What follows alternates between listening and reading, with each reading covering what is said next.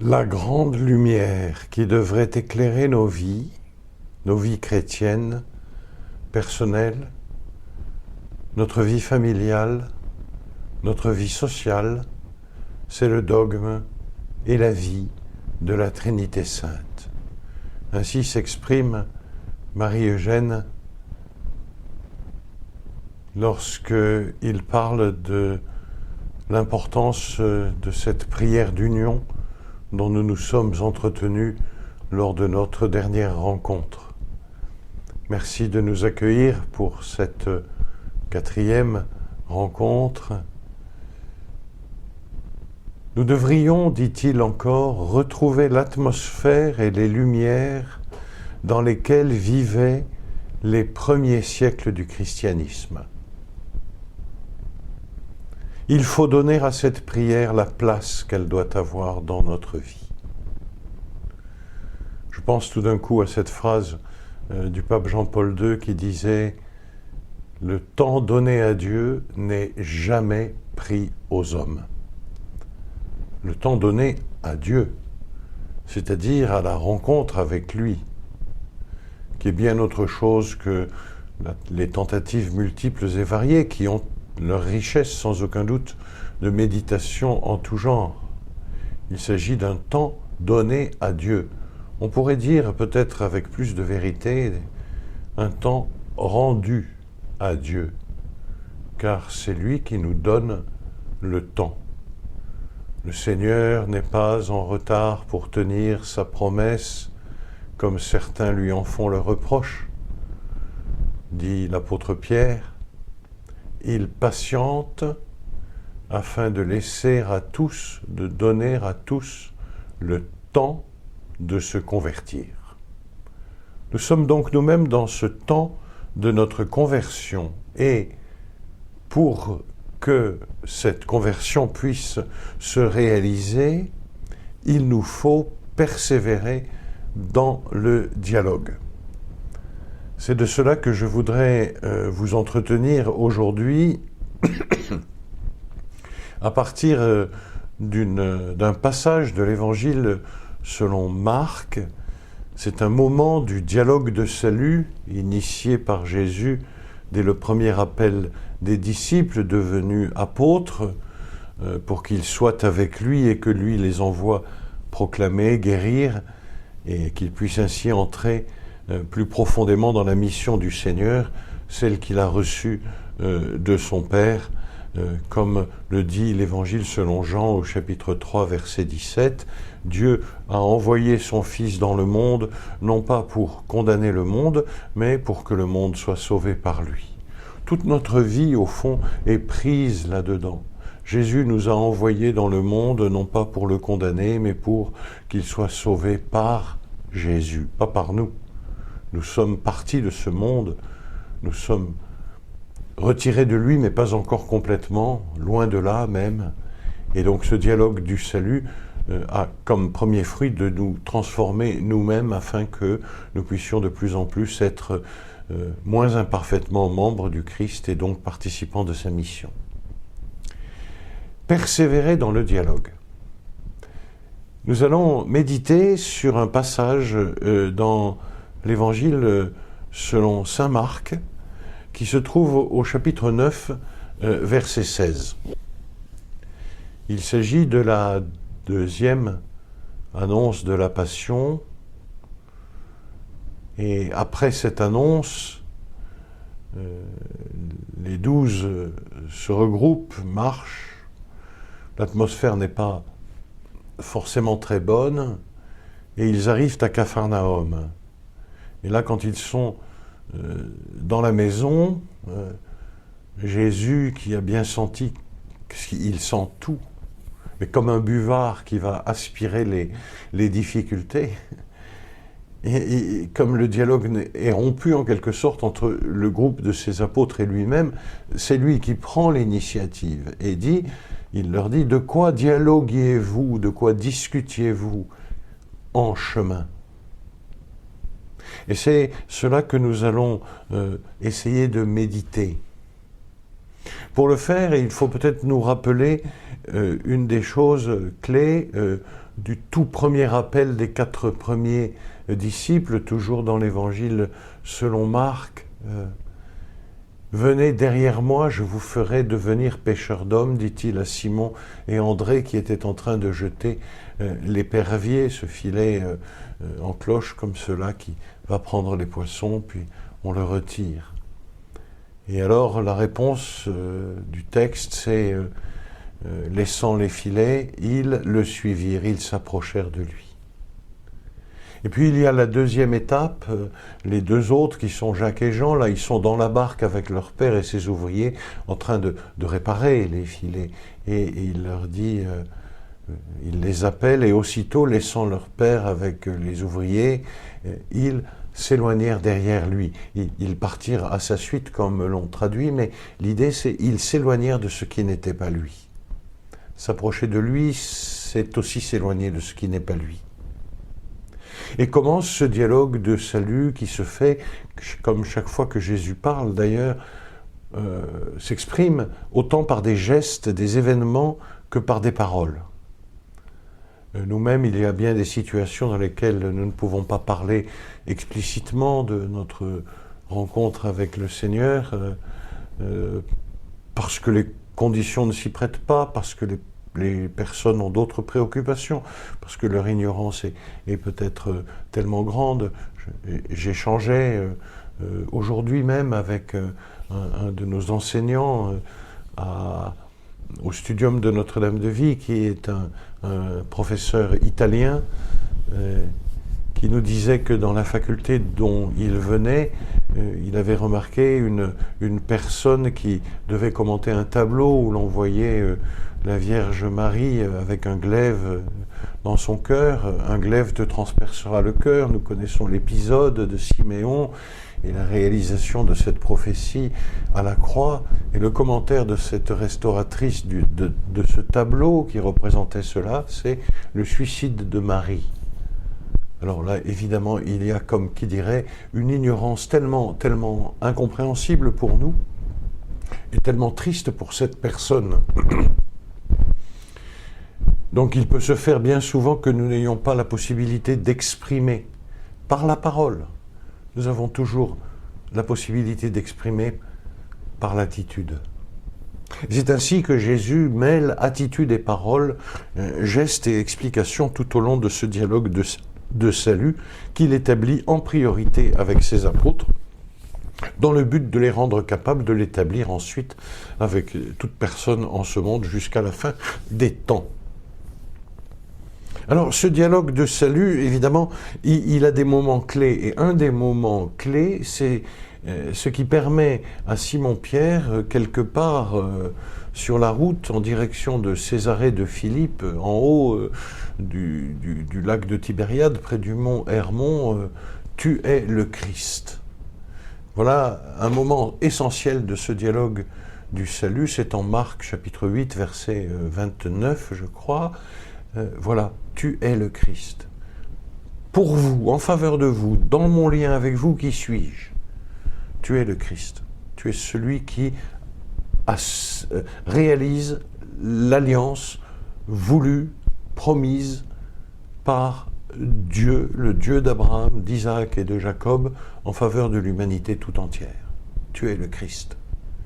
C'est quelque chose de très fort parce que par la suite, les apôtres ne vont, quelles que soient les incompréhensions qu'ils vont exprimer, et très rapidement des incompréhensions très fortes, un peu dramatiques, ils ne vont jamais pouvoir se détacher de Jésus.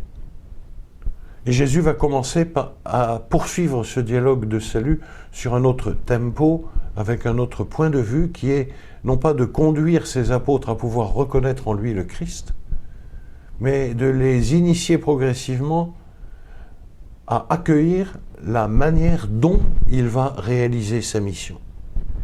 Et c'est ainsi que la suite du récit est scandée par des dévoilements progressifs de la passion, de la mort et de la résurrection de Jésus. Et nous sommes ici en Marc 9, 15, 16, au retour de Jésus, depuis la transfiguration avec Jacques, Pierre et Jean, Pierre, Jacques et Jean.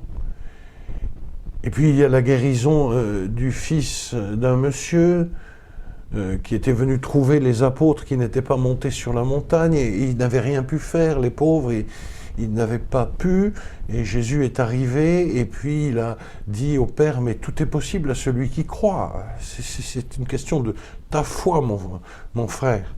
Et le papa, emporté par son élan, a dit « je crois ». Et puis tout d'un coup, il a été réaliste. Il a dit « mais viens en aide à ma non-foi ou à ma toute petite foi ». Et Jésus est venu en aide à sa non-foi et l'enfant a été guéri. Et alors, les disciples lui disent « mais comment n'avons-nous pas pu, nous, le guérir ?» Et Jésus leur dit « cette espèce-là de démon, comme tous les démons d'ailleurs, ne peut se chasser que par la prière d'union. La prière dont nous avons déjà parlé, la prière qui est produite en nous par l'Esprit de Jésus, qui nous unit à Jésus et à sa passion, et en sa passion nous libère totalement, progressivement, pas après pas, au rythme de notre générosité et des événements de nos vies, de tous les liens qui nous entravent et qui sont les liens du péché. Et alors, profitant de cela, Jésus prend à part, enfin profitant, je ne sais pas. Après cela, Jésus prend à part les 12.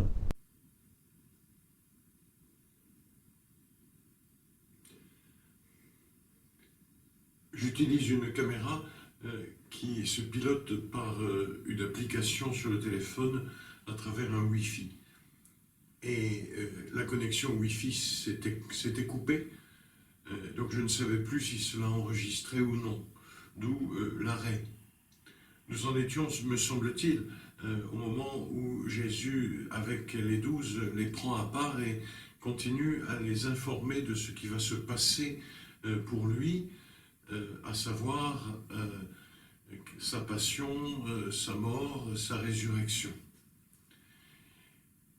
Et les disciples sont choqués, ils sont bouleversés, et alors il y a cette petite phrase qui est dans l'évangile, il craignait de l'interroger. L'évangile de Marc, aux alentours du chapitre, dans le chapitre 9, un peu avant le verset 16, probablement le verset 14, 13 et 14.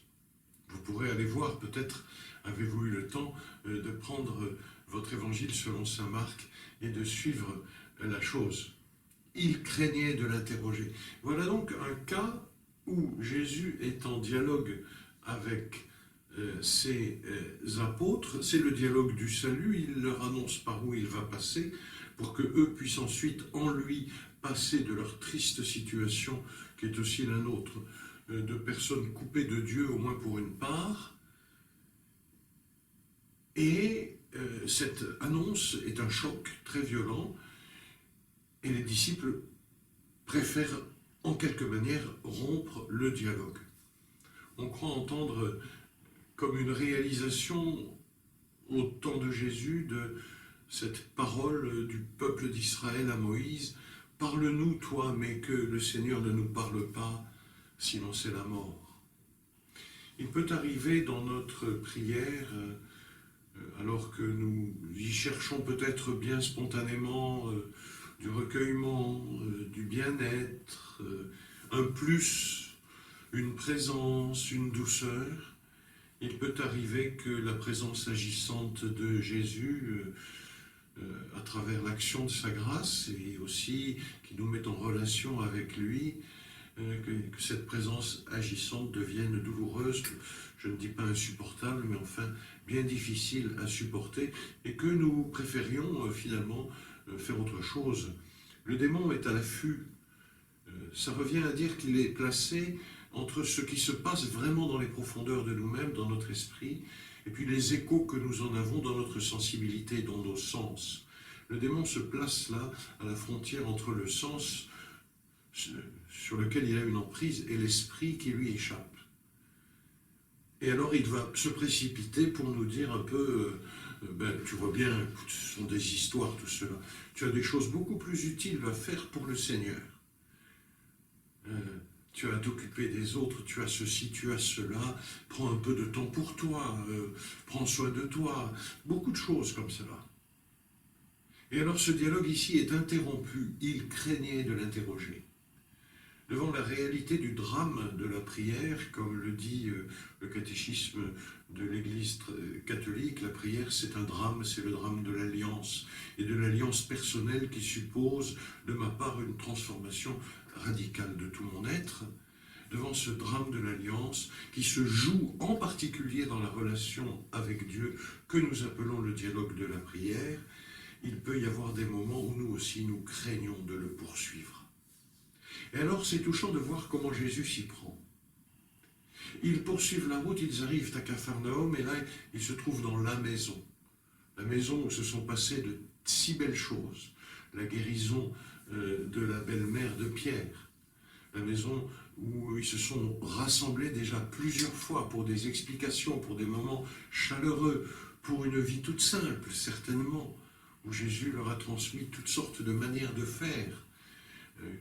Et qu'il va nous transmettre à nous aussi, à travers l'action de sa grâce et dans le souffle de son Esprit Saint.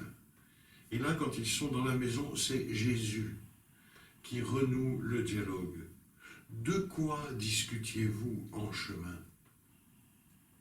Jésus s'est rendu compte qu'il y a une possibilité de rupture, mais il n'intervient pas immédiatement, il attend. Et quand le cadre est bon, alors il s'approche. De quoi discutiez-vous en chemin? Et voici la suite, eux se taisaient. Car en chemin, ils avaient discuté pour savoir qui était le plus grand. Alors nous avons là quelque chose d'extrêmement évocateur pour nous. Pour que nous puissions vivre dans une communion où chacun de nous peut progressivement déployer tout ce qu'il a reçu comme don au service de la communauté qui l'entoure. Il faut, de nécessité absolue, que nous ne rompions pas le dialogue avec Jésus, car c'est le dialogue de chacun de nous avec lui qui nous permet de vivre dans un esprit de communion qui n'est pas un esprit de comparaison, pour savoir qui était le plus grand. Qu'est-ce que ça veut dire, être le plus grand? Saint Thomas d'Aquin dit, c'est « est grand celui qui a pu atteindre le but ». Voilà. Donc, qui était celui qui était le plus proche de Jésus, en quelque sorte. Mais personne n'en savait rien. Le Père Marie-Eugène dit s'il y avait eu un journaliste qui avait fait une enquête d'opinion pour dire au temps de Jésus aux gens, à votre avis, quel est le collaborateur préféré de votre maître, de ce prophète qui marche et qui fait beaucoup de bruit et des guérisons? Il aurait recueilli toutes sortes de choses. C'est Pierre, c'est Jean, c'est celui-là, c'est celui-ci. C'est peut-être Judas, parce qu'il était quand même celui qui tenait les cordons de la bourse. Et le Père Marie-Eugène dit, et en fait c'était la Vierge Marie, elle était complètement invisible. Qui est le plus grand? Ça n'est pas bon, ça n'est pas bon. L'influence de la rupture, la conséquence de la rupture du dialogue préférentiel avec Jésus, au risque d'avoir peur, au risque d'être bouleversé, au risque d'être mis dans la vérité. La conséquence de l'abandon de ce dialogue, c'est une vie sociale qui se compare. Et qui se compare sur des critères. Nous avons chacun nos critères pour dire qui est le plus grand. Et nous trouvons toujours le moyen d'affirmer que c'est nous qui sommes le plus grand, au moins sur tel ou tel aspect, qui d'ailleurs est le plus important, comme vous le savez. Peut-être pouvons-nous prendre un petit temps dans la journée ou dans la soirée pour nous poser cette question de notre fonctionnement par rapport à cela. Et alors voici ce qui se passe. Jésus s'assoit et il appelle les 12. Pourquoi il les appelle puisqu'ils sont là?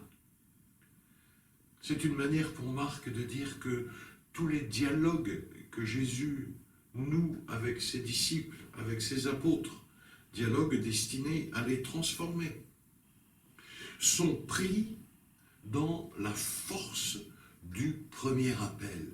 Venez derrière moi, vous deviendrez des pêcheurs d'hommes.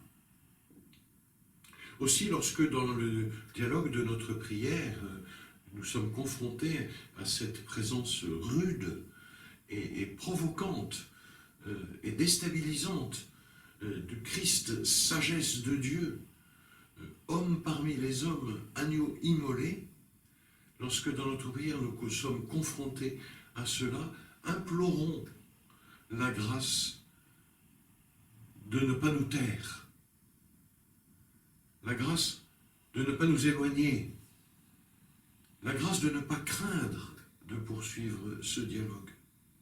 Mais on peut comprendre aussi qu'une prière bonne n'est pas forcément une prière sans crainte. Parce que ce qui fait une prière bonne, ce n'est pas le sentiment que j'ai, c'est la puissance de l'action et de la parole de Jésus dans mon âme.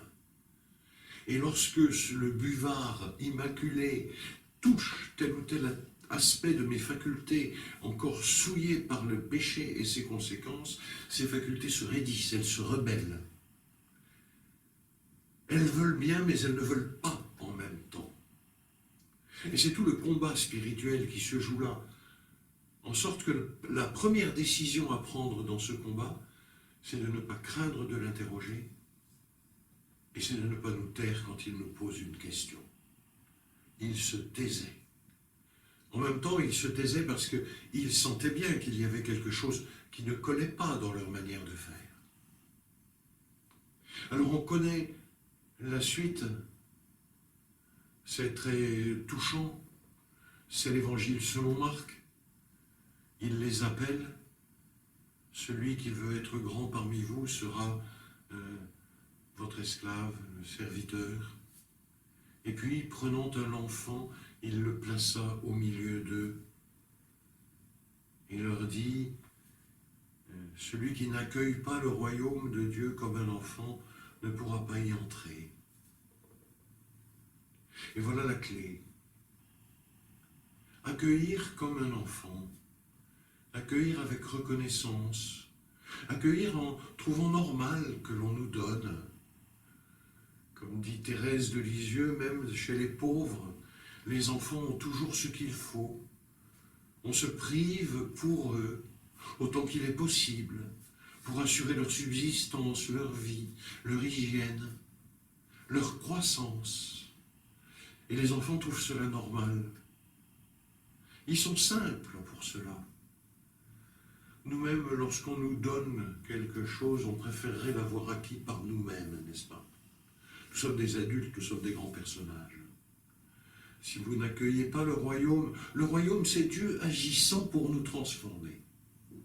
Si vous n'accueillez pas le royaume comme un enfant, eh bien le royaume ne pourra pas entrer en vous. Et par conséquent, vous-même ne pourrez pas entrer en lui. Alors pour persévérer dans le dialogue, pour qu'il s'inscrive dans la durée, cet épisode de l'Évangile nous invite à le désaseptiser, à le désidéaliser selon nos propres idées, à ne pas faire de ce dialogue avec le Sauveur, le grand Dieu devenu Fils de l'homme, quelque chose qui va de soi. Non, la rencontre avec Dieu ne va jamais de soi, elle est toujours gratuite et elle produit des effets de tremblement de terre dans nos vies, parce qu'il faut vraiment secouer le cocotier pour qu'il plonge profondément et définitivement non seulement toutes ses racines, mais tout l'arbre, le tronc, les feuilles, les branches, les fruits dans l'eau vive. Et cela ne se fait pas du premier coup. Il plaça un enfant au milieu d'eux. Eh bien, pendant notre retraite aujourd'hui, laissons, puisque nous sommes encore proches de la grâce de Noël, laissons la Vierge Marie et Saint Joseph placer l'enfant Jésus au milieu de nous. Et rappelons-nous cette magnifique formule du pape Paul VI, concernant cette plénitude du dialogue avec Dieu. lorsqu'il dit il y a l'enfant qui en est capable et la personne qui marche progressivement jusqu'à la plénitude de ce qu'il appelle la vie mystique, c'est-à-dire la triomphe de l'Esprit Saint dans nos âmes et dans nos vies. Alors devenons enfants pour être complètement adultes dans la foi et pour poursuivre en notre nom à nous, mais aussi au nom de toutes celles et de tous ceux avec qui nous sommes en solidarité, visible ou invisible, ce dialogue du salut qui change le monde.